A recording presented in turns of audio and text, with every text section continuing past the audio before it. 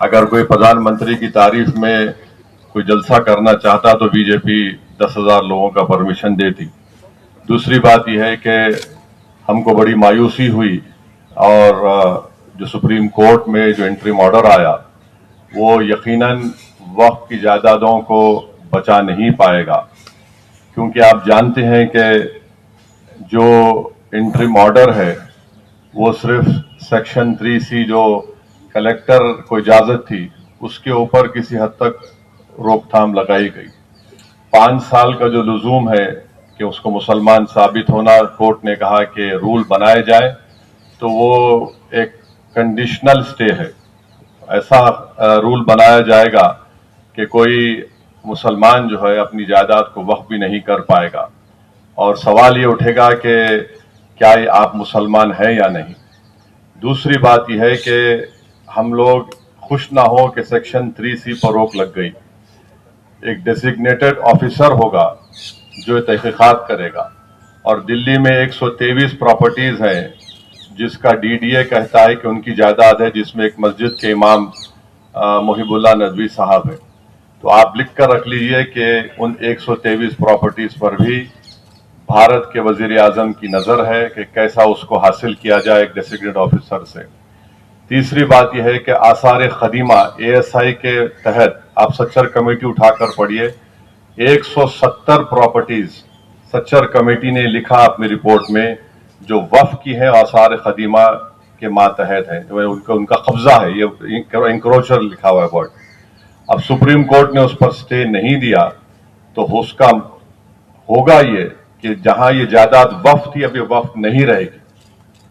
ASI इसको control करेगा और इसका असर आप देखेंगे संभल की मस्जिद के केस पर पड़ने वाला है। और जो मौजूदा दरगाहें, खानखाहें, मसाजिद प्रोटेक्टेड मॉन्यूमेंट है ASI में, हो सकता है कि शरारत करे वहां पर कि आप सिर्फ जुमे की नमाज पढ़िए या उरस मत करिए, इमारत फुला है, ऐसी है। लिमिटेशन एक्ट तेलंगाना, आंध्रा, तमिलनाडु में हिंदू एंडोमेंट बोर्ड के ऊपर लिमिटेशन कानून नाफिज नहीं होता है, इस पर भी सुप्रीम कोर्ट ने स्टे नहीं दिया। तो यानी जहां जहां वक्फ की प्रॉपर्टीज पर इलीगल एंक्रोचमेंट है, काबिज लोग हैं, वो मालिक बन जाएंगे। और तीसरी बात यह है कि शेड्यूल ट्राइब एरिया में वक्फ आप अगर आपकी भी प्रॉपर्टी होगी तो आप वक्फ नहीं कर सकते। ये बताइए कैसा होगा ये? अगर कोई मुसलमान कानूनी तौर पर शेड्यूल ट्राइब हो सकता है तो जायदाद अगर उसकी है और वो वक्फ नहीं करेगा तो क्या ये आर्टिकल 14 बोलिए, आर्टिकल 15 बोलिए, 26 बोलिए, 29 बोलिए, उसका वायलेशन नहीं है? वक्फ और औलाद के बारे में हम बात नहीं कर रहे हैं। अगर कोई वक्फ और औलाद करना चाहता है तो भारत के वजीर आजम को मुस्लिम बेटियों से इतनी मोहब्बत है कि उनमें इतनी हिम्मत नहीं है कि बिल्किस बानो को बिलाकर मिल सके, मगर वो कह दिए कि आप अपनी जायदाद को बच्चियों का हक मारकर वक्फ नहीं कर सकते। दूसरे धर्म में आप अपनी पूरी जायदाद को अपने भगवान या अपनी आस्था की बुनियाद पर दे सकते हैं, मगर यहां पर यह कानून बना दिया गया। अफसोस यह है कि सुप्रीम कोर्ट ने उस पर भी स्टे नहीं दिया, तो वक्फ और औलाद भी नहीं होगा। और वक्फ इवैक्यू प्रॉपर्टीज जो वेस्टर्न यूपी में, चंडीगढ़ में, पंजाब हरियाणा ज्यादा है, अब उसका मालिक कलेक्टर बन गया। और ये मत समझिए कि कलेक्टर सर्वे करेगा।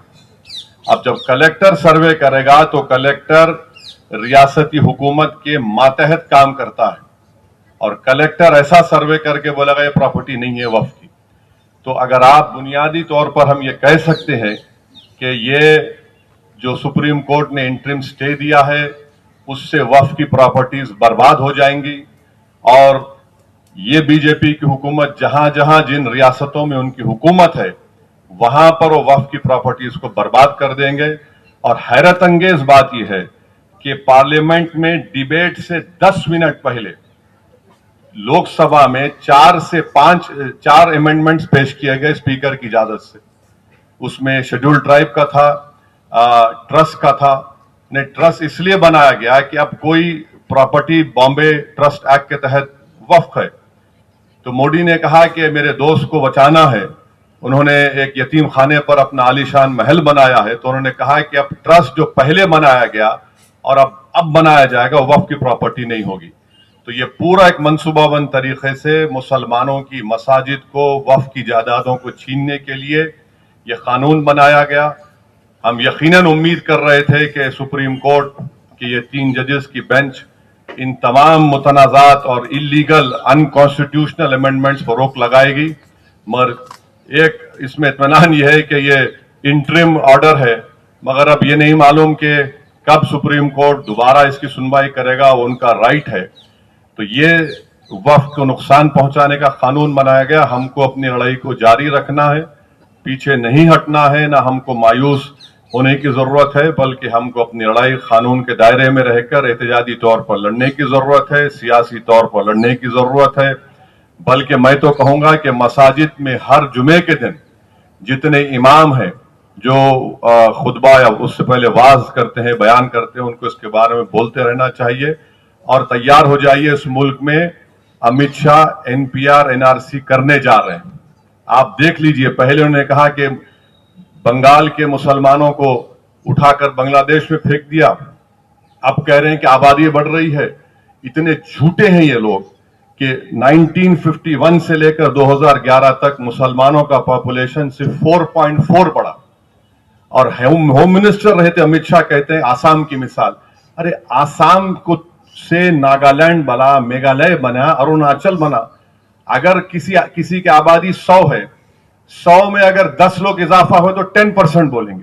اگر کسی کی آبادی 10 ہے، اس میں 10 لوگ بڑھ گئے تو 100%. تو یہ ان کا معاملہ ہے. تو یہ NPR NRC بھی کرانا چاہ رہے. ہر طریقے سے مسلمانوں کی شناخت کو ختم کرنا چاہ رہے، مسلمانوں کی مذہبی جو شناخت ہے اس کو ختم کرنا چاہ رہے ہیں، مسلمانوں کی جو مذہبی عبادت گاہیں اس کو چھیننے کے لیے قانون بنایا گیا. اس سے کوئی مقصد نہیں، صرف تباہ و برباد کرنا ہے، ہم کو بچانا ہے. جس چیز کا مالک اللہ ہے اس کے لیے انشاءاللہ ہم تمام کوشش کرنا ہے. پرسنل لاء بورڈ کے ساتھ ہم تھے اور رہیں گے انشاءاللہ تعالی. آج 100 یہاں پر جمع ہے. میں لکھ کے دوں وزیر اعظم، انشاءاللہ تعالی ایک وقت آئے گا یہاں پر 2 لاکھ لوگ جمع ہوں گے تمہارے اس کالے قانون کے خلاف. السلام علیکم.